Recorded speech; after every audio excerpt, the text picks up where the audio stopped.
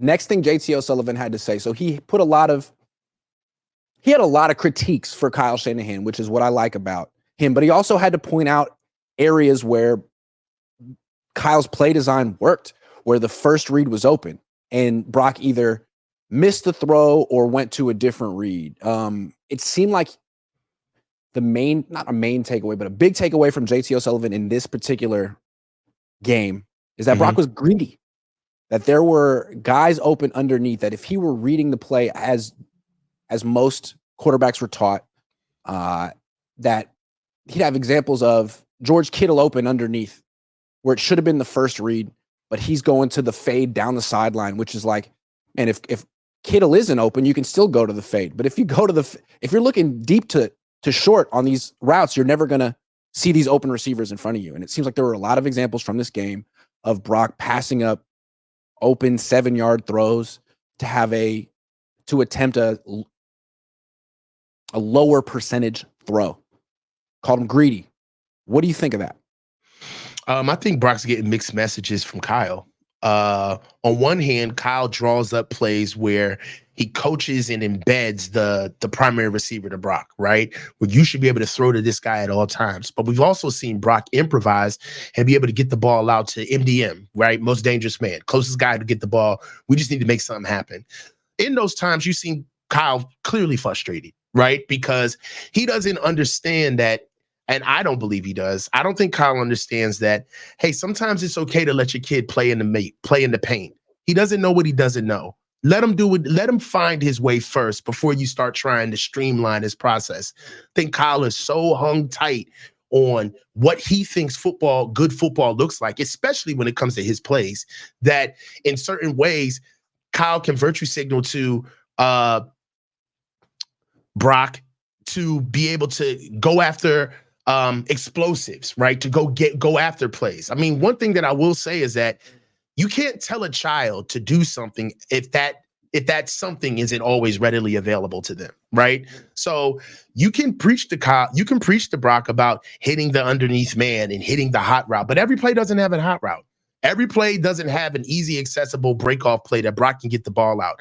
Some of these plays are make it or break it. These are two-man route combinations, right? A lot of this stuff is Brock being at 5 wide, where, in my opinion, he hasn't earned that. That's too many options for him at this stage of his career, especially during certain points of the game, right? It's not as if that you can't run this stuff with Brock. I think that Brock has full control of the playbook, but does Brock have full control of the playbook and autonomy during every situation of the game, right? Are you not going to start calling in some things where it's like, okay, what do I have right now where we can still scratch the itch, we can attack these guys, but I can also put in a little bit of culpable deniability to get this kid out of a jam if he needs one. It can't always be boom or bust. And that's what I feel when I watch our offense.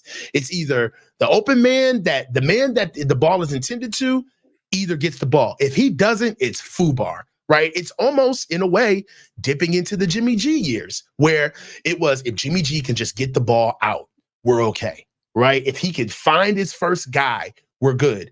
But if Jimmy G has to look anywhere else other than the first man that easily can get the ball, it's a crapshoot. It's a 50-50 situation. And I feel like we're devolving into that scenario with Brock if Kyle doesn't start giving him ownership of the offense, because he's got more juice than Jimmy. He's got to let this kid go. I don't like Brock's decision-making against man-to-man coverage. I think against zone, he's extremely decisive. He knows where the ball should go. He can decipher the coverage, and he can throw with anticipation. He's extremely decisive. But against man, we see him sometimes just arbitrarily pick out a matchup he likes beforehand, or a route that he thinks should work against the particular type of man coverage. Like, he throws to Chris Conley up the sideline because it's middle of the field's closed, but like the matchup is Chris Conley against Trent McDuffie. He's never going to win that. And then when the play does play out and the guy he's predetermined who's going to win that route isn't open, you see Brock Purdy running around, scrambling, extending plays. He seems extremely indecisive against man-to-man coverage. And maybe that's where the greediness comes in. Like, okay, I need to get the big play here. People think of me as a dink and dunk quarterback. I'm not going to get paid big money if I just check it down. Let me show that I'm a gunslinger. Let me show that I can push the ball down the field and I'm aggressive. And I think that's getting him in trouble because he was an MVP candidate last year doing like not playing like this. No, I agree completely, Grant. I think that Brock knows how he's seen by the fan base and by even his colleagues, right, his teammates. And it's a human game. He does seem like he's pressing at times when you're Yeah. blatantly ignoring guys on the field.